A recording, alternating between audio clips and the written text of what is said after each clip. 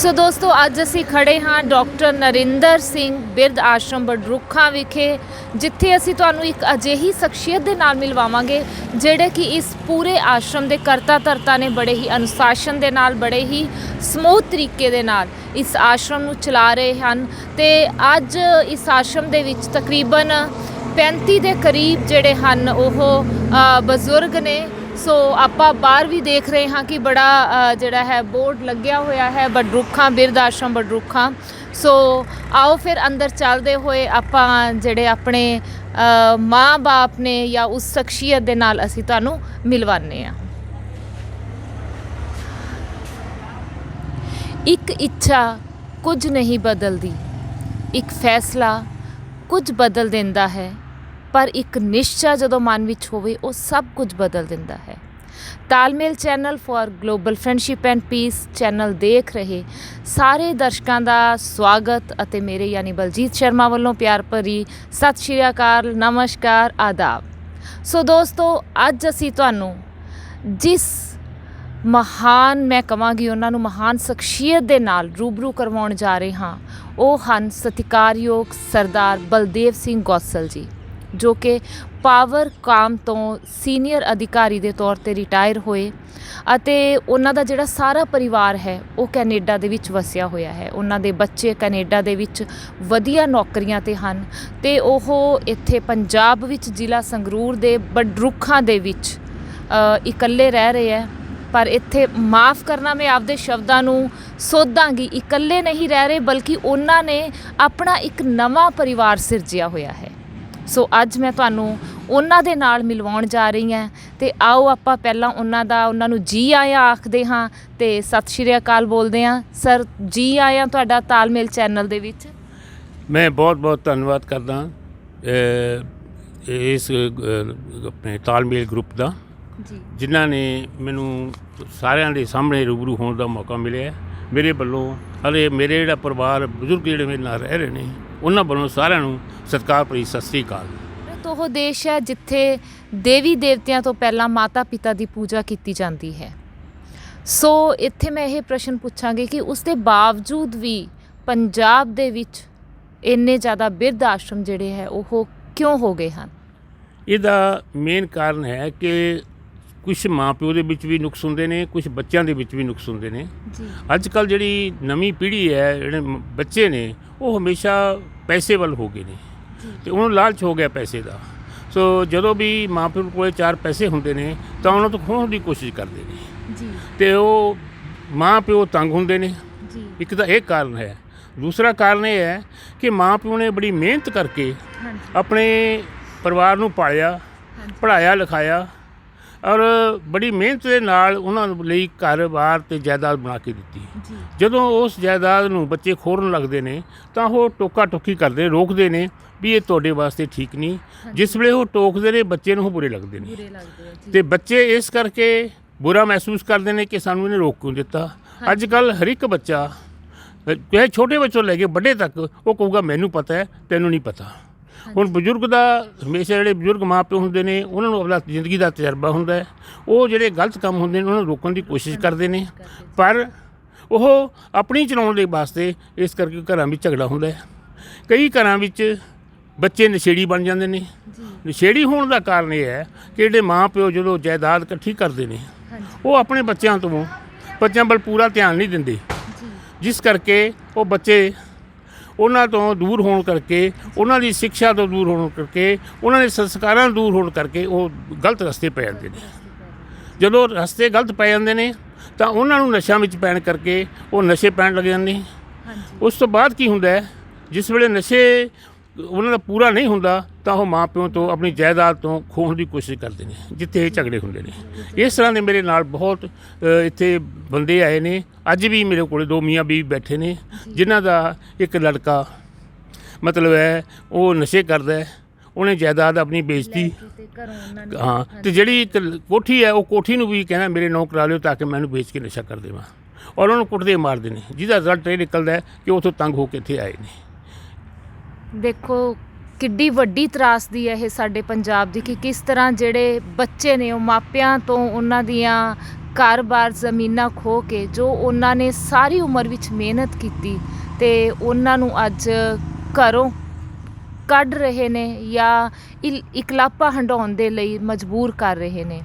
So sir ਜਿਵੇਂ ਹੈਗਾ ਕਿ ਇਹ ਬਿਰਧ ਆਸ਼ਰਮ ਹੈ, ਜਦੋਂ ਤੁਸੀਂ ਸ਼ੁਰੂ ਕੀਤਾ ਤੇ ਤੁਹਾਨੂੰ ਬਹੁਤ ਵਧੀਆ ਰਿਸਪੌਂਸ ਮਿਲਿਆ ਹੈ ਨਾ, ਬਹੁਤ ਸਾਰਿਆਂ ਨੇ ਤੁਹਾਨੂੰ ਐਪਰੀਸ਼ੀਏਟ ਕੀਤਾ।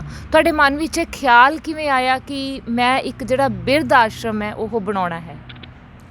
ਉਹਦਾ ਕਾਰਨ ਇਹ ਸੀ ਕਿ ਇੱਕ ਮੇਰਾ ਦੋਸਤ ਜਿਹਦੇ ਭਾਈ ਨਾਂ ਡਾਕਟਰ ਨਰਿੰਦਰ ਸਿੰਘ ਹੈ ਜੀ, ਉਹਦੀ ਡੈਥ ਹੋਈ। ਤਾਂ ਉਹ ਮੇਰੇ ਦੋਸਤ ਨੇ ਇਹ ਉਹਦੀ 1982 ਵਿੱਚ ਡੈਥ ਹੋਈ ਤੇ 1984 ਵਿੱਚ ਉਹਨੇ ਇਹ ਜਿਹੜਾ ਬਿਰਧ ਆਸ਼ਰਮ ਸੀ ਮੇਰੇ ਅਤੇ 4 ਬੰਦਿਆਂ ਦੇ ਨਾਂ 'ਤੇ ਇਹ ਨਾਂ ਕਰਾਤਾ, ਰਜਿਸਟਰੀ ਕਰਾਤੀ ਇੱਕ ਸਾਡੀ NGO ਬਣਾ ਕੇ। ਔਰ 1997 ਤੱਕ ਉਹਨੇ ਸਾਨੂੰ ਦੱਸਿਆ ਨਹੀਂ ਵੀ ਇਹ ਘਰ ਦੀ ਰਜਿਸਟਰੀ ਤੁਹਾਡੇ ਨਾਂ ਕਰਾ ਦਿੱਤੀ ਗਈ ਆ। ਅੱਛਾ ਜੀ। ਉਸ ਤੋਂ ਬਾਅਦ 97 ਵਿੱਚ ਅਸੀਂ ਮੇਲ ਹੋਇਆ ਸਾਡਾ, ਉਹਨੇ ਮੈਨੂੰ ਦੱਸਿਆ ਤੇ ਮੈਂ ਇੱਕ ਓਲਡ ਏਜ ਹੋਮ ਚਲਾਉਣਾ ਚਾਹੁੰਦਾ, ਬਲਦੇਵ ਸਿੰਘ ਤੇਰਾ ਕੀ ਖਿਆਲ ਹੈ? ਮੈਂ ਕਿਹਾ ਮੈਨੂੰ ਕੋਈ ਇਤਰਾਜ਼ ਨਹੀਂ, ਅਗਰ ਤੁਸੀਂ ਚਾਹੁੰਦੇ ਮੈਂ ਚਲਾਊਂਗਾ, ਕਿਉਂਕਿ ਮੈਂ ਸ਼ੁਰੂ ਤੋਂ ਹੀ ਸੋਸ਼ਲ ਵਰਕਰ ਹਾਂ, ਸਮਾਜ ਦੀ ਸੇਵਾ ਕਰਦਾ ਆਇਆ। ਮੈਂ ਬਹੁਤ ਕੰਮ ਕੀਤੇ ਨੇ, ਮੈਂ ਗਿਣਾਉਣ ਲੱਗਾ ਬਹੁਤ ਟਾਈਮ ਲੱਗ ਜਾਊਗਾ। ਸੋ ਇਸ ਕਰਕੇ ਮੈਂ ਉਹਦੀ ਜਿਹੜੀ ਤਜਵੀਜ਼ ਸੀ ਮੈਂ ਸੁਣ ਕੇ ਮੈਂ ਉਹਨੂੰ ਕਹਿਤਾ ਯੈਸ ਕਹਿਤਾ। ਅਗਲੇ ਦਿਨ ਉਹ ਮੇਰੇ ਘਰੇ ਆਇਆ, ਲਿਆ ਕੇ ਉਹਨੇ ਮੂਹਰੇ ਮੇਰੇ ਰਜਿਸਟਰੀ ਰੱਖਤੀ। ਮੈਂ ਹੈਰਾਨ ਹੋਇਆ ਕਿ ਇਹਨੇ 13 ਸਾਲ ਹੋ ਗਏ ਇਹਨੇ ਮੇਰੇ ਨਾਂ 'ਤੇ ਰਜਿਸਟਰੀ ਕਰਾਤੀ ਔਰ ਇਹਨੂੰ ਦੱਸਿਆ ਨਹੀਂ। ਤੇ ਇਸ ਕਰਕੇ ਹੁਣ ਮੇਰਾ ਫਰਜ਼ ਬਣ ਜਾਂਦਾ ਹੈ ਵੀ ਇਹਨੂੰ ਚਲਾਉਣਾ।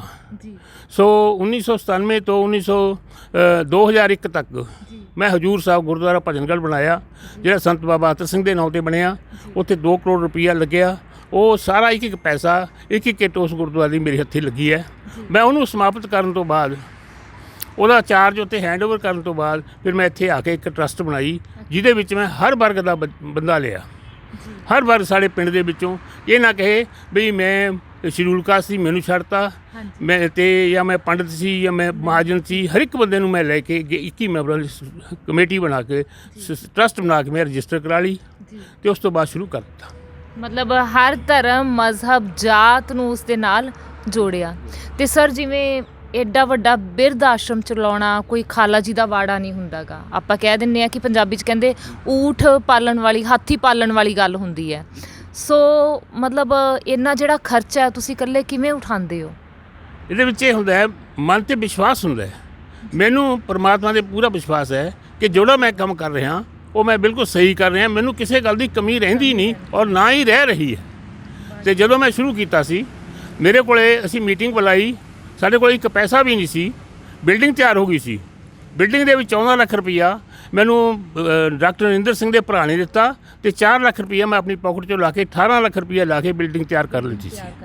ਉਸ ਤੋਂ ਬਾਅਦ ਮੈਂ ਟਰਸਟ ਮੈਂਬਰ ਬੁਲਾਏ, ਗੱਲ ਕੀਤੀ ਵੀ ਇਹਨੂੰ ਸ਼ੁਰੂ ਕਰਨਾ, ਪੈਸਾ ਆਪਣੇ ਕੋਲ ਹੈ ਨਹੀਂ। ਡਾਕਟਰ ਏਸ ਮਾਨ ਨੇ ਮੈਨੂੰ 15,000 ਲੋਨ 'ਤੇ ਦਿੱਤਾ। ਮੈਂ ਉਹਦੇ 10 ਮੰਜੇ ਲਏ। ਉਹ ਮੰਜੇ ਲੈ ਕੇ ਮੈਂ ਇੱਕ ਪਹਿਲਾ ਬਿਸਤਰਾ ਆਪਣਾ ਦਿੱਤਾ, ਫਿਰ ਹੋਰ ਨੇ ਬਿਸਤਰੇ ਦਿੱਤੇ, ਬਿਸਤਰੇ ਹੋ ਗਏ। ਉਸ ਤੋਂ ਬਾਅਦ ਅਸੀਂ ਸ਼ੁਰੂ ਕੀਤਾ। ਫਿਰ ਮੈਨੂੰ ਕਹਿਣ ਲੱਗੇ ਵੀ ਇਹਦਾ ਉਦਘਾਟਨ ਫਲਾਣੇ ਪੋਲੀਟੀਕਲ ਲੀਡਰ ਤੋਂ ਕਰਾਈਏ, ਫਲਾਣੇ ਤੋਂ ਕਰਾਈਏ। ਮੈਂ ਨੋਨ ਪੋਲੀਟੀਕਲ ਬੰਦਾ, ਇਸ ਕਰਕੇ ਮੈਂ ਉਹਦੀ ਵੱਡੀ ਭੈਣ ਤੋਂ, ਡਾਕਟਰ ਨਰਿੰਦਰ ਸਿੰਘ ਦੀ ਵੱਡੀ ਭੈਣ ਜੀ ਹੁੰਦੀ ਸੀ, ਉਹ ਤੋਂ ਉਦਘਾਟਨ ਕਰਾਇਆ। ਕਿਉਂਕਿ ਮੈਂ ਕਿਸੇ ਧਰਮ ਨਾਲ ਔਰ ਕਿਸੇ ਪੋਲੀਟੀਕਲ ਪਾਰਟੀ ਨਾਲ ਮੈਂ ਜੋੜਨਾ ਨਹੀਂ ਚਾਹੁੰਦਾ ਸੀ। ਅਤੇ ਇਸ ਕਰਕੇ ਇਹਦਾ ਉਦਘਾਟਨ ਹੋ ਗਿਆ। ਉਸ ਤੋਂ ਬਾਅਦ ਬੰਦੇ ਆਉਣੇ ਸ਼ੁਰੂ ਹੋ ਗਏ। ਅਸੀਂ ਕੇਅਰ ਟੇਕਰ ਰੱਖ ਲਿਆ, ਕੁੱਕ ਰੱਖ ਲਿਆ। ਹੌਲੀ ਹੌਲੀ ਸ਼ੁਰੂ ਹੁੰਦਾ ਹੋ ਗਿਆ। ਅਤੇ ਸਾਨੂੰ ਡੋਨਰ ਜਿਹੜੇ ਸੀ ਉਹ ਮੇਰੀ ਸ਼ਖਸੀਅਤ ਦੇਖ ਕੇ ਜਾਂ ਮੇਰੀ ਇਮਾਨਦਾਰੀ ਦੇਖ ਕੇ ਕਿ ਮੈਨੂੰ ਪੈਸਾ ਕਦੇ ਮੁੱਕਣ ਨਹੀਂ ਦਿੱਤਾ। ਇਸ ਕਰਕੇ ਹੁਣ ਲੋਕਡਾਊਨ ਦੇ ਵਿੱਚ ਸਾਡੇ ਕੋਲ ਕੁਝ ਬੰਦੇ ਨਹੀਂ ਆਏ ਸੀ ਅਤੇ ਫਿਰ ਵੀ ਮੈਂ ਇਹਨੂੰ ਚੱਲਣ ਦਿੱਤਾ। ਮੈਂ ਤਕਰੀਬਨ 1,90,000 ਦੇ ਕਰੀਬ ਆਪਣੀ ਪਾਕਟ 'ਚੋਂ ਖਰਚ ਕਰਕੇ ਇਹਨੂੰ ਦਾਣਾ ਪਾਣੀ ਖਵਾਉਂਦਾ ਰਿਹਾ, ਮੁੱਕਣ ਨਹੀਂ ਦਿੱਤਾ। ਉਸ ਤੋਂ ਬਾਅਦ ਫਿਰ ਮੇਰੇ ਕੋਲ ਡੋਨੇਸ਼ਨ ਆਉਣੀ ਸ਼ੁਰੂ ਹੋ ਗਈ ਔਰ ਇਹ ਚੱਲ ਰਿਹਾ ਹੈ ਔਰ ਇਹ ਚੱਲਦਾ ਵੀ ਰਹੂਗਾ।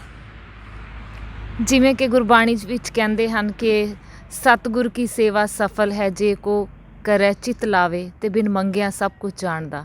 ਅਤੇ ਇਹੀ ਜਿਹੜੇ ਹੈਗੇ ਆ ਪੂਰੇ ਅਲਫਾਜ਼ ਇਹਨਾਂ ਦੀ ਬੋਲੀ ਦੇ ਵਿੱਚ ਝਲਕ ਰਹੇ ਨੇ। ਅਤੇ ਸਰ ਜਿਵੇਂ ਹੈ ਕਿ ਤੁਸੀਂ ਕਦੇ ਕਿਸੇ ਤੋਂ ਮੰਗਦੇ ਨਹੀਂ, ਕਿਸੇ ਨੂੰ ਕਹਿੰਦੇ ਵੀ ਨਹੀਂ ਕਿ ਅਸੀਂ ਇੱਕ ਬਿਰਧ ਆਸ਼ਰਮ ਚਲਾ ਰਹੇ ਹਾਂ, ਸਾਨੂੰ ਆਰਥਿਕ ਸਹਾਇਤਾ ਦਿੱਤੀ ਜਾਵੇ, ਕਿਸੇ ਅੱਗੇ ਝੋਲੀ ਨਹੀਂ ਅੱਡਦੇ। ਤੁਹਾਡਾ ਇੰਨਾ ਅਟੁੱਟ ਵਿਸ਼ਵਾਸ ਕਿਵੇਂ ਹੁੰਦਾ ਹੈ ਕਿ ਨਹੀਂ ਇਹ ਇੱਦਾਂ ਹੀ ਲੋਕ ਆ ਕੇ ਦੇਣਗੇ, ਇੱਦਾਂ ਇਹ ਸਾਰਾ ਕੁਝ ਸਮੂਥ ਚੱਲਦਾ ਰਹੇਗਾ? ਮੇਰਾ ਸੋਚ ਇਹ ਹੈ ਜਿਸ ਕਿਸੇ ਨੇ ਡੋਨੇਸ਼ਨ ਦੇਣੀ ਹੈ ਉਹਦੇ ਮਨ 'ਚ ਜਦੋਂ ਘਰੋਂ ਚੱਲਣ ਵੇਲੇ ਆਊਗੀ ਅਸਲ ਉਹ ਡੋਨੇਸ਼ਨ ਮੈਂ ਮੰਨੀ ਜਾਂਦੀ ਹੈ। ਕਿਉਂਕਿ ਜਦੋਂ ਮੈਂ ਕਿਸੇ ਘਰ ਜਾ ਕੇ ਪੈਸੇ ਇਕੱਠੇ ਕਰਨ ਦੀ ਕੋਸ਼ਿਸ਼ ਕਰਾਂ ਤਾਂ ਉਹ ਕਿਸੇ ਦੇ ਬੋਝ ਬਣਦਾ ਹੈਗਾ। ਮੇਰਾ ਮਨ ਇਹ ਹੈ ਵੀ ਕਿਸੇ ਦੇ ਮੈਂ ਬੋਝ ਨਾ ਬਣਾ ਤੇ ਉਹ ਆਪਣੀ ਖੁਸ਼ੀ ਨਾ ਆਵੇ, ਖੁਸ਼ੀ ਨਾ ਦੇ ਕੇ ਜਾਵੇ। ਹੁਣ ਸਾਡੇ ਇੱਥੇ ਬਹੁਤ ਮੈਂਬਰ ਵੀ ਐਸੇ ਨੇ ਜਿਹੜੇ ਕਈ ਵਾਰੀ 2-2 4-4 ਮਹੀਨੇ 6-6 ਮਹੀਨੇ ਸਾਲ ਉਹ ਵੀ ਡੋਨੇਸ਼ਨ ਨਹੀਂ ਭੇਜਦੇ ਤੇ ਉਹਨਾਂ ਨੂੰ ਮੈਂ ਕਦੇ ਮੰਗਣ ਨਹੀਂ ਗਿਆ, ਕਦੇ ਪਰਚੀ ਕੱਟ ਕੇ ਨਹੀਂ ਭੇਜੀ। ਮੇਰੀ ਪਿੰਡ ਦੀ ਪੰਚਾਇਤ ਨੇ ਕਿਹਾ ਆਪਾਂ ਪਿੰਡ ਵਿੱਚ ਟਰਾਲੀ ਲੈ ਕੇ ਆਪਾਂ ਦਾਣੇ ਇਕੱਠੇ ਕਰ ਦੇਣਾ, ਬਿਲਕੁਲ ਨਹੀਂ ਇਕੱਠੇ ਕਰਨੇ। ਇਸੇ ਤਰ੍ਹਾਂ ਹੀ ਗਵਰਨਮੈਂਟ ਵੱਲੋਂ ਮੇਰੇ ਕੋਲ ਸੁਨੇਹਾ ਆਇਆ ਵੀ ਤੁਹਾਨੂੰ ਗਵਰਨਮੈਂਟ ਗ੍ਰਾਂਟ ਦੇਵਾਂਗੇ ਤੇ ਮੈਂ ਉਹਨਾਂ ਦੀ ਗ੍ਰਾਂਟ ਨੂੰ ਇਨਕਾਰ ਕਰ ਦਿੱਤਾ ਕਿਉਂਕਿ ਦਫ਼ਤਰਾਂ ਵਿੱਚ ਕਰਪਸ਼ਨ ਚੱਲ ਰਹੀ ਹੈ। ਮੈਂ ਇੱਕੋ ਲਫ਼ਜ਼ ਕਹਿ ਕੇ ਉਹਨੂੰ ਇਗਨੋਰ ਕਰਤਾ ਕਿ ਜਦ ਤੱਕ ਤੁਹਾਡੇ ਦਫ਼ਤਰਾਂ ਵਿੱਚ ਕਰਪਸ਼ਨ ਚੱਲਦੀ ਹੈ ਕੋਈ ਓਨੈਸਟ ਬੰਦਾ ਤੁਹਾਡੀ ਗ੍ਰਾਂਟ ਨਹੀਂ ਲਊਗਾ। ਸੋ ਇਸ ਕਰਕੇ ਇਹ ਚੀਜ਼ ਕਹਿ ਕੇ ਉਹ ਮੈਂ ਉੱਥੇ ਬੰਦ ਕਰ ਦਿੱਤਾ ਸੀ। ਤੇ ਅਸੀਂ ਦੇਖਦੇ ਹਾਂ ਕਿ ਇਸ ਬਿਰਧ ਆਸ਼ਰਮ ਦੇ ਵਿੱਚ ਜਦੋਂ ਬਜ਼ੁਰਗ ਆਉਂਦੇ ਨੇ ਤੇ ਕਈ ਤਰ੍ਹਾਂ ਦੀਆਂ ਫਾਰਮੈਲਿਟੀਜ਼ ਹੁੰਦੀਆਂ ਹੈ ਨਾ, ਪਰ ਤੁਸੀਂ ਇਹਨਾਂ ਸਾਰੀਆਂ ਫਾਰਮੈਲਿਟੀਜ਼ ਤੋਂ ਪਰੇ ਹੁੰਦਿਆਂ ਉਹਨਾਂ ਨੂੰ ਜੀ ਆਏ ਆਖਦੇ ਹੋ। ਤੇ ਇਸ ਤੋਂ ਇਲਾਵਾ ਉੱਥੇ ਇਕੱਲੇ ਬਜ਼ੁਰਗ ਹੀ ਨਹੀਂ ਗੇ, ਬੱਚਿਆਂ ਨੂੰ ਵੀ ਜਗ੍ਹਾ ਦਿੱਤੀ ਜਾਂਦੀ ਹੈ। ਜੇ ਕੋਈ ਨੌਜਵਾਨ ਕੋਈ ਲੜਕੀ ਹੈ ਕਿਸੇ ਤਰ੍ਹਾਂ ਦੀ ਪਰੇਸ਼ਾਨੀ ਹੈ ਤਾਂ ਉਸ ਨੂੰ ਵੀ ਆਸਰਾ ਦਿੱਤਾ ਜਾਂਦਾ ਹੈ, ਸਹਾਰਾ ਦਿੱਤਾ ਜਾਂਦਾ ਹੈ। ਸੋ ਮਤਲਬ ਇਹ ਸਾਰਾ ਕੁਝ ਮੈਂ ਕਹਾਂਗੀ ਕਿ ਤੁਸੀਂ ਕਿਵੇਂ ਇਹ ਕਰਦੇ ਹੋ? ਮੇਰੇ ਮਨ 'ਚ ਇੱਛਾ ਹੈ ਵੀ ਜਦੋਂ ਕੋਈ ਸਾਡੇ ਦਰ 'ਤੇ ਆਉਂਦਾ ਹੈ, ਸਾਡੇ ਦਰਵਾਜ਼ੇ ਆਉਂਦਾ ਹੈ, ਮੈਂ ਉਹਨੂੰ ਆਉਂਦੇ ਨੂੰ ਕੁਛ ਨਹੀਂ ਪੁੱਛਦਾ, ਉਹਨੂੰ ਜਲ ਪਾਣੀ, ਰੋਟੀ ਪਾਣੀ, ਮੰਜਾ ਬਿਸਤਰਾ, ਕੱਪੜਾ ਲੀੜਾ ਸਭ ਕੁਝ ਉਹਨੂੰ ਦੇ ਦਿੰਦਾ ਤੇ 2 ਦਿਨ ਬਾਅਦ ਮੈਂ ਉਹਦੇ ਨਾਲ ਬੈਠ ਕੇ ਗੱਲਬਾਤ ਕਰਦਾ, ਫਿਰ ਉਹਦੇ ਫਾਰਮ ਭਰਦਾ ਤੇ ਉਹਨੂੰ ਪੁੱਛਦਾ ਤੁਸੀਂ ਕਿੱਥੋਂ ਆਏ ਹੋ ਤੇ ਕੀ ਤੁਹਾਡੇ ਰਿਸ਼ਤੇਦਾਰੀ ਹੈ, ਕੀ ਇਸ ਤਰ੍ਹਾਂ, ਤਾਂ ਕਿ ਉਨੇ ਟਾਈਮ ਦੇ ਵਿੱਚ ਉਹ ਬੰਦੇ ਦਾ ਦਿਮਾਗ ਸੈੱਟ ਹੋ ਜਾਂਦਾ। ਨੰਬਰ 2 ਮੈਨੂੰ ਉਹਦੇ ਬਾਰੇ ਪਤਾ ਲੱਗ ਜਾਂਦਾ ਹੈ ਕਿ ਉਹ ਬੰਦਾ ਕਿਸ ਤਰ੍ਹਾਂ ਦਾ ਹੈਗਾ। ਤੇ ਇਸ ਕਰਕੇ ਮੈਂ ਕੋਈ ਬੱਚਾ ਆ ਜੇ, ਕੋਈ ਬੁੜੀ ਆ ਜੇ, ਕਿਸੇ ਨੂੰ ਇਨਕਾਰ ਨਹੀਂ। ਮੇਰੇ ਦਰਵਾਜ਼ੇ ਹਰ ਵਕਤ ਖੁੱਲ੍ਹੇ ਨੇ ਤੇ ਜਦੋਂ ਕਿਸੇ ਨੇ ਜਾਣਾ ਹੈ ਉਹਦੇ ਜਾਣ ਵਾਸਤੇ ਵੀ ਖੁੱਲ੍ਹੇ ਨੇ। ਅਗਲੀ ਗੱਲ ਇਹ ਹੈ ਕਿ ਜੇ ਕਿਸੇ ਨੇ ਉਹਦੇ ਕਿਸੇ ਰਿਸ਼ਤੇਦਾਰ ਨੂੰ ਮਿਲਣ ਜਾਣਾ ਹੈ ਉਹ ਜਾ ਸਕਦਾ ਹੈ। ਉੱਥੇ ਰਜਿਸਟਰ ਰੋਜ਼ਨਾਮਾ ਲੱਗਿਆ ਹੋਇਆ, ਉੱਥੇ ਰਜਿਸਟਰ 'ਤੇ ਐਂਟਰ ਕਰੋ ਮੈਂ ਫਲਾਣੀ ਥਾਂ ਜਾ ਰਿਹਾ ਤੇ ਵਾਪਸ ਆਉਂਦਾ ਉਹਦੀ ਹਾਜ਼ਰੀ ਪੈਂਦੀ ਹੈ। ਡੇਲੀ ਹਰ ਇੱਕ ਦੀ ਹਾਜ਼ਰੀ ਪੈਂਦੀ ਹੈ ਉੱਥੇ। ਤੇ ਇਸ ਕਰਕੇ ਉਹ ਸਾਰੇ ਬੰਦੇ ਬੜੇ ਡਿਸਿਪਲਿਨ ਚੱਲਦੇ ਨੇ। ਕਈ ਵਾਰੀ ਕੁਝ ਬੰਦੇ ਐਸੇ ਵੀ ਆਏ ਨੇ ਮੇਰੇ ਕੋਲ ਜਿਹੜੇ ਡਿਸਿਪਲਿਨ ਤੋੜਦੇ ਨੇ ਤੇ ਮੈਂ ਉਹਨਾਂ ਨੂੰ ਪਹਿਲਾਂ 1-2 ਮੌਕੇ ਦਿੰਦਾ ਔਰ ਉਹ ਮੌਕੇ ਨਹੀਂ ਸੁਧਰਦੇ ਫਿਰ ਉਹਨੂੰ ਮੈਂ ਤੋਂ ਜ਼ਬਰਦਸਤੀ ਰਿਮੂਵ ਕਰ ਦਿੰਦਾ ਵੀ ਤੁਸੀਂ ਜਾਓ, ਤੁਹਾਡੇ ਇਹ ਲਾਇਕ, ਤੁਸੀਂ ਸਾਡੇ ਲਾਇਕ ਨਹੀਂ ਹਾਂ। ਯਾਨੀ ਕਿ ਜਿਹੜਾ ਸਾਰਾ ਕੁਝ ਹੈ ਇੱਕ ਨਿਯਮਬੱਧ ਤਰੀਕੇ ਦੇ ਨਾਲ ਚੱਲਦਾ, ਇੱਕ ਅਨੁਸ਼ਾਸਨ ਦੇ ਨਾਲ ਚੱਲਦਾ। ਸੋ ਸਰ ਜਿਵੇਂ ਬਿਰਧ ਆਸ਼ਰਮ ਵਿੱਚ ਹਰ ਕਿਸਮ ਦੇ ਬਜ਼ੁਰਗ, ਕਈ ਵਾਰੀ ਉਹਨਾਂ ਨੂੰ ਬਹੁਤ ਜ਼ਿਆਦਾ ਮਾਨਸਿਕ ਪਰੇਸ਼ਾਨੀਆਂ ਹੁੰਦੀਆਂ ਹਨ, ਕਈ ਵਾਰੀ ਕਿਸੇ ਉਹ ਰੋਗ ਦਾ ਸ਼ਿਕਾਰ ਹੁੰਦੇ ਨੇ ਤੇ ਕਈ ਵਾਰੀ ਇਹ ਹੁੰਦਾ ਕਿ ਕਿਉਂਕਿ ਕਹਿੰਦੇ ਨੇ ਬਜ਼ੁਰਗ ਤੇ ਬੱਚਾ ਇੱਕੋ ਜਿਹਾ ਹੀ ਹੁੰਦਾ ਤੇ ਕਿਸੇ ਵੇਲੇ ਉਹ ਆਪਸ ਵਿੱਚ ਲੜ ਵੀ ਪੈਂਦੇ ਹੋਣਗੇ। ਸੋ ਤੁਸੀਂ ਇਹ ਸਾਰਾ ਕੁਝ ਕਿਵੇਂ ਬਰਦਾਸ਼ਤ ਕਰਦੇ ਹੋ? ਮੇਰੇ ਵਿੱਚ ਪਰਮਾਤਮਾ ਨੇ ਬਹੁਤ ਸਹਿਣ ਸ਼ਕਤੀ ਦਿੱਤੀ ਹੋਈ ਹੈ, ਜਿਸ ਕਰਕੇ ਜਦੋਂ ਮੈਂ ਜਾਂਦਾ ਕਦੇ ਬੁੜੀਆਂ ਆਪਸ ਵਿੱਚ ਲੜੀਆਂ ਨੇ ਤੇ ਉਹ ਕਹਿੰਦੀਆਂ ਨੇ ਆਹ ਰੱਸੀ ਤੇ ਇੱਥੇ ਕੱਪੜਾ ਮੇਰਾ ਪਾਉਣਾ ਤੈਂ ਕਿਉਂ ਪਾਤਾ ਤੇ ਇਹੀ ਨਾ ਗੱਲਾਂ ਪਿੱਛੇ। ਇੱਕ ਬਜ਼ੁਰਗ ਜੋ ਇਹ ਬੈਠੇ ਨੇ, ਇੱਕ ਉਧਰਲੇ ਪਾਸੇ ਬੈਠਾ, ਇੱਕ ਉਧਰ ਬੈਠਾ ਹੈ। ਉਹ ਬਜ਼ੁਰਗ ਕਹਿੰਦਾ ਤੂੰ ਮੇਰੇ ਕੰਨੀ ਕਿਵੇਂ ਝਾਕਦਾ ਹੈ, ਦੂਜਾ ਕਹਿੰਦਾ ਤੂੰ ਮੇਰੇ ਕੰਨੀ ਕਿਵੇਂ ਝਾਕਦਾ ਹੈ। ਇੱਕ ਬਜ਼ੁਰਗ ਨੇ ਅੰਦਰੋਂ ਘੋਪ ਚੱਕ ਲਿਆ, ਦੂਜੇ ਨੇ ਟੰਬਾ ਚੱਕ ਲਿਆ। ਜੋ ਦੋਏ ਚੱਲ ਪਏ, ਜਾਂਦੇ ਰਸਤੇ ਦੋਏ ਡਿੱਗ ਪਏ, ਅੱਗੇ ਵੱਧ ਨਹੀਂ ਸਕੇ ਕਿਉਂਕਿ ਉਹਨੂੰ ਬਲੱਡ ਪ੍ਰੈਸ਼ਰ ਵੱਧ ਗਿਆ। ਉਹ ਉੱਥੇ ਪਿਆ ਗਾਲਾਂ ਕੱਢੀ ਜਾਂਦਾ, ਉੱਥੇ ਕੱਢੀ ਜਾਂਦਾ। ਇੰਨੇ ਕੁਦਰਤੀ ਮੈਂ ਪਹੁੰਚ ਗਿਆ, ਮੈਂ ਦੋਨਾਂ ਨੂੰ ਬੈਠਾ ਸਮਝਾਇਆ। ਉਸ ਤੋਂ ਬਾਅਦ ਉਹਨੇ ਜੱਫੀ ਪਵਾਈ, ਵੱਢਿਆ ਜਾ ਕੇ। ਬੱਚਿਆਂ ਤੋਂ ਘੱਟ ਨਹੀਂ ਹਨ, ਬਜ਼ੁਰਗਾਂ ਦੇ ਵਿੱਚ ਸਹਿਣ ਸ਼ਕਤੀ ਘਟੀ ਹੋਈ ਹੈ, ਜਿਸ ਕਰਕੇ ਉਹ ਜਿਵੇਂ ਬੱਚਿਆਂ 'ਚ ਸਹਿਣ ਸ਼ਕਤੀ ਨਹੀਂ ਹੁੰਦੀ ਇਸ ਤਰ੍ਹਾਂ ਬਜ਼ੁਰਗਾਂ 'ਚ ਵੀ ਨਹੀਂ ਹੈ। ਤੇ ਉਹਦੇ ਮੁਤਾਬਕ ਉਹਨੂੰ ਬਿਠਾ ਕੇ ਸਮਝਾ ਕੇ ਉਹਨਾਂ ਨੂੰ ਮੁੜ ਕੇ ਫਿਰ ਪਿਆਰ ਸਤਿਕਾਰ ਦੇਈਦਾ ਤੇ ਉਹ ਰਹਿੰਦੇ ਨੇ।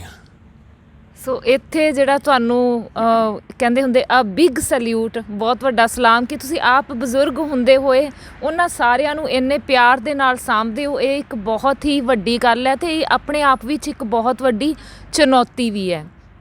ਸੋ ਅੱਗੇ ਪ੍ਰਸ਼ਨ ਇਹ ਹੈ ਕਿ ਸਰ, ਇਹ ਪ੍ਰਸ਼ਨ ਵੈਸੇ ਤਾਂ ਮੈਨੂੰ ਪਹਿਲਾਂ ਹੀ ਪੁੱਛਣਾ ਚਾਹੀਦਾ ਸੀ ਕਿ ਜਿਹੜਾ ਇਹ ਬਿਰਧ ਆਸ਼ਰਮ ਹੈ ਕਦੋਂ ਸ਼ੁਰੂ ਹੋਇਆ, ਕਿਵੇਂ ਸ਼ੁਰੂ ਹੋਇਆ? ਸਰਕਾਰ ਵੱਲੋਂ ਕੋਈ ਏਡ ਮਿਲ ਰਹੀ ਹੈ ਤੁਹਾਨੂੰ? ਇਹ ਅਸਲ ਵਿੱਚ ਤਾਂ 2002 ਤੋਂ ਟਰੱਸਟ ਬਣੀ ਤੇ ਉਸ ਤੋਂ ਬਾਅਦ ਟਰਸਟ ਬਣਨ ਤੋਂ ਬਾਅਦ ਅਸੀਂ ਥੋੜ੍ਹਾ ਸ਼ੁਰੂ ਕੀਤਾ, ਇਹਦੀ ਫਾਊਂਡੇਸ਼ਨ ਬਣਾਈ। ਉਸ ਤੋਂ ਬਾਅਦ ਫਾਊਂਡੇਸ਼ਨ ਤੋਂ ਬਣਾਉਣ ਤੋਂ ਬਾਅਦ ਅਸੀਂ ਫਿਰ ਮੇਰਾ ਜਿਹੜਾ ਦੋਸਤ ਜਿਹੜੇ ਬੰਦੇ ਮੈਨੂੰ ਪ੍ਰੇਰਨਾ ਕੀਤੀ ਵੀ ਤੁਸੀਂ ਸ਼ੁਰੂ ਕਰੀਏ ਆਪਾਂ, ਉਹਨੇ ਮੈਨੂੰ 1 ਲੱਖ ਰੁਪਈਆ ਦਿੱਤਾ, ਕਹਿੰਦਾ ਵੀ ਆਪਾਂ ਇਹ ਕਮਰਾ ਬਣਾ ਦਈਏ। ਮੈਂ 1 ਲੱਖ ਦੇ ਨਾਲ ਸਾਰੀ ਬਿਲਡਿੰਗ ਸ਼ੁਰੂ ਕਰਤੀ। ਉਹ ਮੈਨੂੰ ਕਹਿਣ ਲੱਗਿਆ ਮੈਂ ਤਾਂ ਤੁਹਾਨੂੰ ਇੱਕ ਕਮਰੇ ਨੂੰ ਕਿਹਾ ਵੀ ਸਾਰੀ, ਮੈਂ ਕਿਹਾ ਵੀ ਤਾਂ ਬਣਾ ਕੇ ਹਟੂੰ ਮੈਂ, ਇਹ ਮੇਰੀ ਆਦਤ ਹੈ, ਜਿਹੜਾ ਮੈਂ ਕੰਮ ਸ਼ੁਰੂ ਕਰ ਲੈਣਾ ਉਹਨੂੰ ਬਣਾਏ ਬਿਨਾਂ ਹਟਦਾ ਨਹੀਂ, ਪੂਰਾ ਕਰਨਾ ਹੈ। ਸੋ ਇਸ ਕਰਕੇ ਜਦੋਂ ਪੈਸਾ ਘਟਦਾ ਸੀ ਮੈਂ ਉਹਦੀ ਜੇਬ 'ਚ ਪਾ ਦਿੰਦਾ ਸੀ, ਅਤੇ ਹੌਲੀ ਹੌਲੀ 14 ਲੱਖ ਰੁਪਈਆ ਉਹਨੇ ਮੈਨੂੰ ਦਿੱਤਾ। 4 ਲੱਖ ਜਿੱਥੇ ਮੈਂ ਕੰਮ ਰੁਕਦਾ ਸੀ ਉੱਥੇ ਮੈਂ ਆਪਦੇ ਕੋਲ ਪਾ ਦਿੰਦਾ ਸੀ। ਇਹ 18 ਲੱਖ ਨਾਲ ਬਿਲਡਿੰਗ ਤਿਆਰ ਹੋ ਗਈ ਸੀ, ਜਿਸ ਕਰਕੇ ਉਸ ਤੋਂ ਬਾਅਦ ਸਾਨੂੰ ਕੋਈ ਦਿੱਕਤ ਨਹੀਂ ਆਈ। ਅਤੇ ਉਸ ਤੋਂ ਬਾਅਦ ਬੰਦੇ ਆਉਣੇ ਸ਼ੁਰੂ ਹੋ ਗਏ ਅਤੇ ਕੰਮ ਉਹਨਾਂ ਦੀ ਸੇਵਾ ਸ਼ੁਰੂ ਹੋ ਗਈ।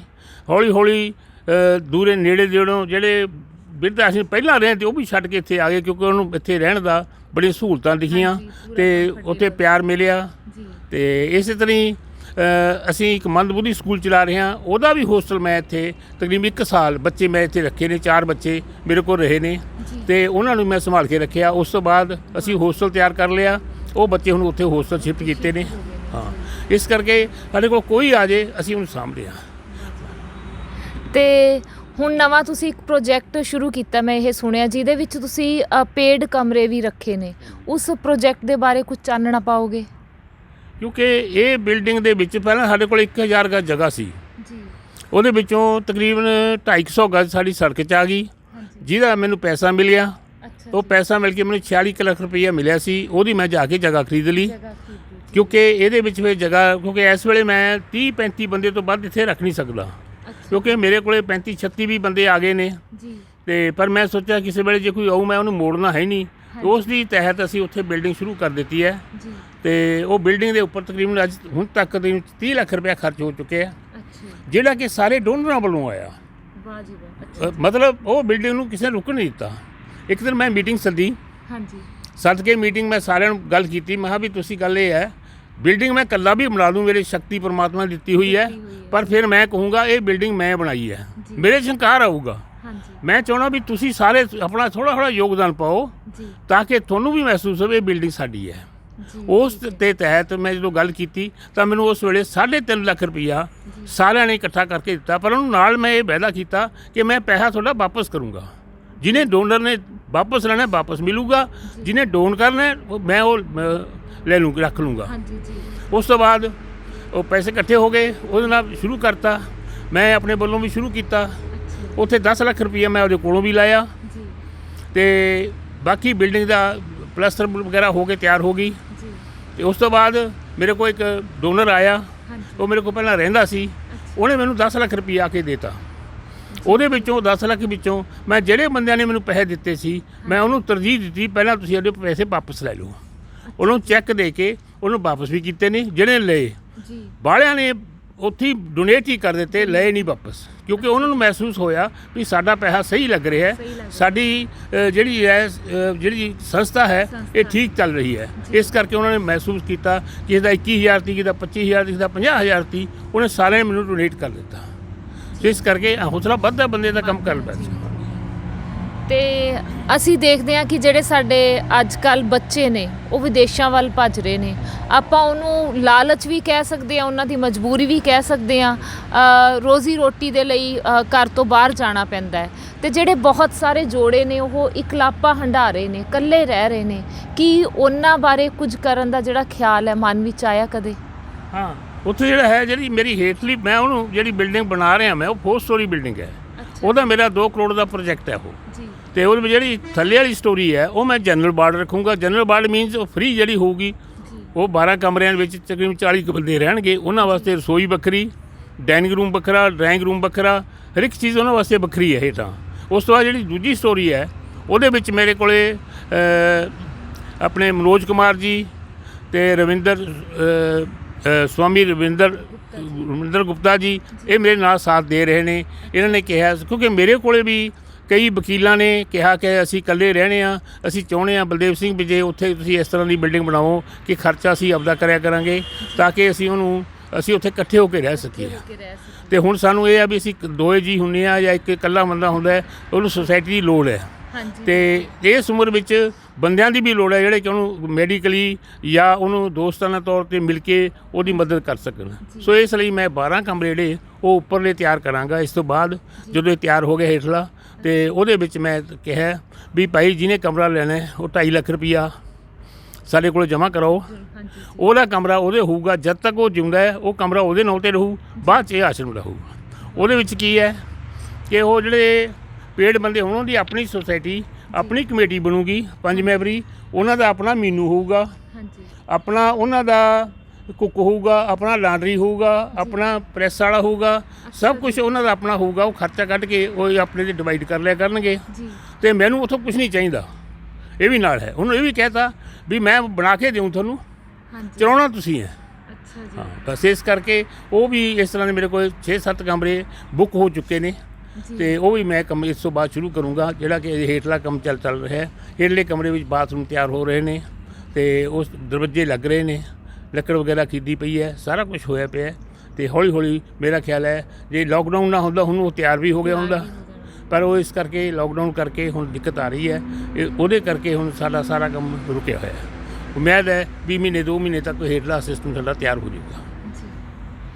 ਸੋ ਦੋਸਤੋ, ਅਸੀਂ ਦੇਖਦੇ ਹਾਂ ਕਿ ਸਮਾਜ ਵਿੱਚ ਇੱਦਾਂ ਦੀਆਂ ਸ਼ਖਸੀਅਤਾਂ ਵੀ ਹਨ ਜੋ ਕਿ ਆਪਣਾ ਸਾਰਾ ਕੁਝ ਇੱਦਾਂ ਦੇ ਪਰਿਵਾਰਾਂ ਲਈ, ਉਹਨਾਂ ਲਈ ਬਹੁਤ ਕੁਝ ਕਰਦੇ ਨੇ। ਜਿਵੇਂ ਕਿ ਆਪਣੇ ਗੋਸਲ ਸਾਹਿਬ ਨੇ, ਇਹਨਾਂ ਦੇ ਬਾਰੇ ਇਹ ਹੈਗਾ ਕਿ ਜਿੰਨੀ ਵੀ ਇਹਨਾਂ ਨੂੰ ਪੈਨਸ਼ਨ ਆਉਂਦੀ ਹੈ ਉਹ ਸਾਰੀ ਇਹ ਬਿਰਧ ਆਸ਼ਰਮ ਨੂੰ ਹੀ ਡੋਨੇਟ ਕਰਦੇ ਨੇ, ਉੱਥੇ ਹੀ ਲਗਾਉਂਦੇ ਨੇ, ਉਹੀ ਇਹਨਾਂ ਦਾ ਪਰਿਵਾਰ ਹੈ। ਸੋ ਜੇ ਇਸ ਤਰ੍ਹਾਂ ਆਪਾਂ ਸਾਰੇ ਇੱਕ ਪਰਿਵਾਰ ਸਮਝ ਕੇ ਚੱਲੀਏ, ਹੈ ਨਾ, ਇੱਕ ਮਿਲ ਜੁਲ ਕੇ ਬੈਠੀਏ, ਇੱਕ ਦੂਜੇ ਦਾ ਦੁੱਖ ਦਰਦ ਮਹਿਸੂਸ ਕਰੀਏ, ਤਾਂ ਮੈਂ ਕਹਿੰਦੀ ਹਾਂ ਕਿਤੇ ਨਾ ਕਿਤੇ ਉਹ ਸੰਦੇਸ਼ ਜਿਹੜਾ ਨੌਜਵਾਨ ਪੀੜ੍ਹੀ ਤੱਕ ਵੀ ਪਹੁੰਚੇਗਾ, ਤੇ ਉਹ ਵੀ ਆਪਣੇ ਮਾਪਿਆਂ ਨੂੰ ਸਤਿਕਾਰ ਦੇਣਾ ਸ਼ੁਰੂ ਕਰਨਗੇ। ਸੋ ਬਹੁਤ ਹੀ ਵਧੀਆ ਲੱਗਿਆ ਸਰ ਤੁਹਾਡੇ ਨਾਲ ਮਿਲ ਕੇ, ਬਹੁਤ ਕੁਝ ਸਿੱਖਣ ਨੂੰ ਵੀ ਮਿਲਿਆ, ਔਰ ਇੱਕ ਸਮਾਜ ਸੇਵਕ ਦੇ ਤੌਰ 'ਤੇ ਤੁਹਾਨੂੰ ਜਾਣਨ ਦਾ ਜਿਹੜਾ ਸੀ ਬਹੁਤ ਨੇੜਿਓਂ ਸਾਨੂੰ ਮੌਕਾ ਮਿਲਿਆ, ਉਹਦੇ ਲਈ ਬਹੁਤ ਸਾਰਾ ਧੰਨਵਾਦ ਸਰ। ਇੱਕ ਗੱਲ ਮੈਂ ਵਿੱਚ ਹੋਰ ਦੱਸਣੀ ਚਾਹੁੰਦਾ ਜੀ, ਕਿਉਂਕਿ ਮੇਰੇ 3 ਲੜਕੀਆਂ 1 ਲੜਕਾ ਹੈ। ਮੈਂ ਸਾਰਿਆਂ ਨੂੰ ਮਾਸਟਰ ਕਰਕੇ ਉਹਨਾਂ ਨੂੰ ਆਪਣੇ ਕੰਮ 'ਤੇ ਲਾਤਾ। ਉਹਨਾਂ ਨੂੰ ਕਹਿਤਾ ਵੀ ਮੈਨੂੰ ਤੁਹਾਡੇ ਕਿਸੇ ਪੈਸੇ ਦੀ ਲੋੜ ਨਹੀਂ, ਅੱਛਾ ਜੀ, ਤੇ ਮੇਰੇ ਕੋਲ ਲੋੜ ਹੈ ਮੈਂ ਤੁਹਾਨੂੰ ਦੇਵਾਂਗਾ। ਜੀ, ਮੈਂ ਪੈਸਾ ਕਿਤੇ ਖਰਚ ਕਰਾਂ ਕਿਤੇ ਨਾ ਕਰਾਂ ਤੁਸੀਂ ਮੈਨੂੰ ਪੁੱਛਣਾ ਨਹੀਂ। ਔਰ ਆਹ ਵੀ ਮੈਨੂੰ ਬੱਚੇ ਪੁੱਛ ਰਹੇ ਨੇ, ਬਲਕਿ ਮੈਨੂੰ ਇਹ ਕਹਿੰਦੇ ਜਦੋਂ ਕਿਤੇ ਖਰਚ ਕਰਦਾ ਮੈਂ ਹੋਰ ਲਾ ਦਿਓ, ਕੋਈ ਪਰਵਾਹ ਨਹੀਂ। ਹਮੇਸ਼ਾ ਹੀ ਕਹਿੰਦੇ। ਜਿਸ ਮੈਂ ਦੱਸਿਆ ਵੀ ਮੈਂ ਇੰਨੇ ਪੈਸੇ ਉੱਥੇ ਬਿਰਧ ਆਸ਼ਰਮ 'ਚ ਕੰਮ ਰੁਕ ਰਿਹਾ ਸੀ, ਮੈਂ ਲਾਤੇ, ਉਹ ਕਹਿੰਦੇ ਕੋਈ ਗੱਲ ਨਹੀਂ ਤੁਸੀਂ ਹੋਰ ਲਾ ਦਿਓ, ਕੋਈ ਫਿਕਰ ਨਾ ਕਰੋ। ਸੋ ਇਸ ਕਰਕੇ ਬੱਚਿਆਂ ਵੱਲੋਂ ਮੈਨੂੰ ਪੂਰੀ ਕੋਆਪਰੇਸ਼ਨ ਮਿਲ ਰਹੀ ਹੈ। ਤੇ ਬਾਕੀ ਜਿਹੜੇ ਮੇਰੇ ਦੋਸਤ ਮਿੱਤਰ ਨੇ, ਮੇਰੇ ਜਿਹੜੇ ਡੋਨਰਸ ਨੇ, ਉਹਨਾਂ ਮੈਨੂੰ ਪੂਰੀ ਕੋਆਪਰੇਸ਼ਨ ਮਿਲ ਰਹੀ ਹੈ। ਜਿਹੜੇ ਮੇਰੇ ਨਾਲ ਸਾਥ ਦਿੰਦੇ ਨੇ, ਕਮੇਟੀ ਮੈਂਬਰ ਨੇ, ਉਹਨਾਂ ਦਾ ਮੈਂ ਬਹੁਤ ਧੰਨਵਾਦ ਕਰਦਾ ਕਿ ਜਦੋਂ ਮੈਂ ਕੋਈ ਬੁਲਾਉਣਾ ਤੇ ਮੇਰੇ ਨਾਲ ਆ ਕੇ ਕੰਮ ਕਰਦੇ ਨੇ। ਇਸੇ ਕਰਕੇ ਜੇ ਮੈਂ ਕਹਾਂ ਮੈਂ ਇਕੱਲਾ ਕੁਝ ਕਰ ਦੂੰ, ਬਿਲਕੁਲ ਨਹੀਂ ਕਰ ਸਕਦਾ। ਇਹ ਸਾਰਿਆਂ ਦੇ ਸਾਥ ਨਾਲ ਬਣ ਰਿਹਾ ਹੈ, ਸਾਰਿਆਂ ਦੀ ਇੱਛਾਵਾਂ ਦੇ ਨਾਲ ਬਣ ਰਿਹਾ ਹੈ, ਸਾਰਿਆਂ ਦੀ ਦੁਆਵਾਂ ਦੇ ਨਾਲ ਬਣ ਰਿਹਾ ਹੈ। ਸੋ ਇਸ ਕਰਕੇ ਹੈ ਮੈਨੂੰ ਪਰਮਾਤਮਾ ਇਸੇ ਤਰ੍ਹਾਂ ਹੀ ਮੇਰੇ 'ਚ ਬਰਕਤ ਕਰੇ, ਤੇ ਮੈਂ ਇਸ ਤਰ੍ਹਾਂ ਸੇਵਾ ਕਰਦਾ ਰਹਾਂ। ਤੇ ਮੇਰੇ ਦਿਲ 'ਚ ਇਹੀ ਇੱਛਾ ਹੈ, ਮੇਰੇ ਲਈ ਇਹੀ ਸਭ ਕੁਝ ਹੈ। ਇਹ ਬਜ਼ੁਰਗ ਮੇਰੇ ਲਈ ਸਭ ਕੁਝ ਨੇ, ਮੇਰੇ ਲਈ, ਮੈਂ ਇਹਨਾਂ ਲਈ ਜੀ ਰਿਹਾ, ਇਹ ਮੇਰੇ ਲਈ ਜੀ ਰਿਹਾ, ਕਿਉਂਕਿ ਮੇਰਾ ਸਮਾਂ ਇਹਨਾਂ ਕੋਲੇ ਜਾ ਕੇ ਨਿਕਲਦਾ ਹੈ। ਮੈਂ ਵੱਧ ਤੋਂ ਵੱਧ ਸਮਾਂ ਇਹਨਾਂ ਕੋਲੇ ਰਹਿਣਾ, ਤੇ ਉੱਥੇ ਬੈਠ ਕੇ ਗੱਲਾਂ ਬਾਤਾਂ ਕਰਦੇ ਹਾਂ, ਤੇ ਜਿਹਦੇ ਨਾਲ ਮੇਰਾ ਸਮਾਂ ਨਿਕਲ ਰਿਹਾ ਹੈ। ਮੈਂ ਪਰਮਾਤਮਾ ਇਹ ਗੱਲਾਂ 'ਤੇ ਹੁੰਦਾ ਹੈ, ਮੈਂ ਬਹੁਤ ਧੰਨਵਾਦ ਕਰਦਾ ਕਿ ਉਸਨੇ ਮੇਰੇ 'ਤੇ ਇੰਨੀ ਬਰਕਤ ਕੀਤੀ ਹੋਈ ਹੈ ਤੇ ਬਣੀ ਰਹੇ। ਬਹੁਤ ਬਹੁਤ ਧੰਨਵਾਦ। ਹਾਂਜੀ ਸਰ, ਤੇ ਅਖੀਰ ਵਿੱਚ ਮੈਂ ਇੱਕ ਪ੍ਰਸ਼ਨ ਹੈ ਕਿ ਸਮਾਜ ਨੂੰ, ਨੌਜਵਾਨਾਂ ਨੂੰ, ਅੱਜ ਕੱਲ੍ਹ ਦੇ ਬੱਚਿਆਂ ਨੂੰ ਤੁਸੀਂ ਕੋਈ ਖਾਸ ਸੰਦੇਸ਼ ਦੇਣਾ ਚਾਹੁੰਦੇ ਹੋਵੋ? ਮੈਂ ਪਹਿਲੀ ਗੱਲ ਤਾਂ ਇਹ ਜਿਹੜੇ ਮਾਂ ਪਿਓ ਨੇ, ਮੈਂ ਉਹਨਾਂ ਨੂੰ ਇੱਕ ਬੇਨਤੀ ਕਰਦਾ ਕਿ ਤੁਸੀਂ ਕਮਾਈ ਇਹੋ ਜਿਹੀ ਕਰੋ ਜਿਹੜੀ ਕਮਾਈ ਤੁਹਾਡੇ ਬੱਚਿਆਂ ਦੇ ਸਹੀ ਲੱਗੇ, ਕਿਉਂਕਿ ਮਾਂ ਪਿਓ ਦੀ ਕਮਾਈ ਬੱਚੇ ਖਾਂਦੇ ਨੇ।